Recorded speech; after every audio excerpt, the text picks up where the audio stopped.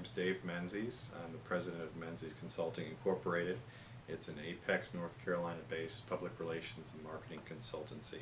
I have 17 years experience in professional communications. I'm a former print newspaper editor and current online publisher. I'm an ambassador with the Apex Chamber of Commerce, and I can't tell you how many businesses fail within the first year because people think they just go out and hang up their shingle and people will flow into their doors. They are so focused on their product and the operational aspects of setting up their business that they don't think about promoting their business.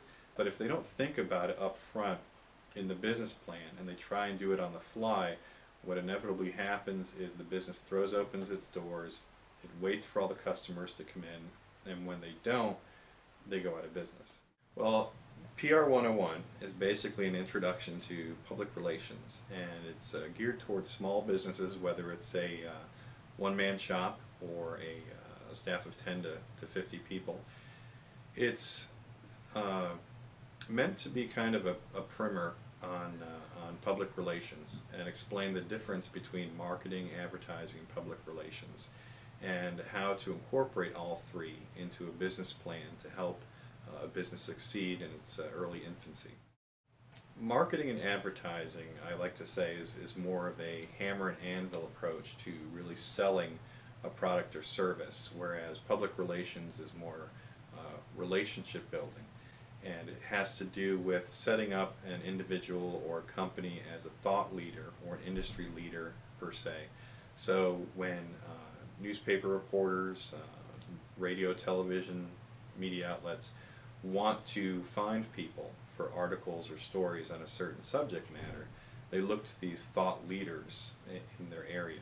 The people have been introduced before and they have relationships so that if a subject comes up for a reporter, they have a top 5 list of experts in a certain field. Public relations is relationship building, but for anyone who wants to commit to the time and effort to build relationships with these media outlets, they first need to think about messaging and figuring out what you're trying to say and who you're trying to say it to. So who's your audience? And it's not as difficult as you would think. Any small business that is starting up should have a business plan. And as part of that business plan, there is a mission statement or a definition of what kind of product or service that business is offering to clients and customers. And from that mission statement description of services, you can come up with core messaging, which is really who you are, what you're all about. And within that core messaging, come up with about 5 key points or key concepts that are important to your customers or prospective customers that you want to kind of hammer on over time. So if you have the ability to come up with this core messaging, you know what you want to say. The next step is to figure out who you want to say it to, and that goes to researching your audience, figuring out who are your clients, who are your prospective customers, where are they getting their information.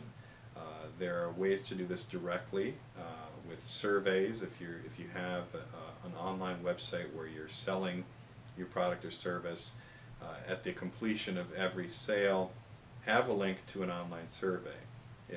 Or if you're capturing an email address, zap them back a quick survey, and within that survey ask them, where do you get information? If you're calling on people or cold calling people and you walk into an office, usually they'll have a lobby, and in that lobby they'll have some tables with some industry publications on them. Make a mental note or take out a notebook and write down the names of those publications. Seems very trite, but those are the publications that the business owner is subscribed to. Those are the magazines, newspapers, etc. that business owner is getting their information about the industry which you're aligned with. So you've got your messaging, your audience, figuring out how they get their information, and then you get into the tools and methodologies. The most simple public relations tool is the press release.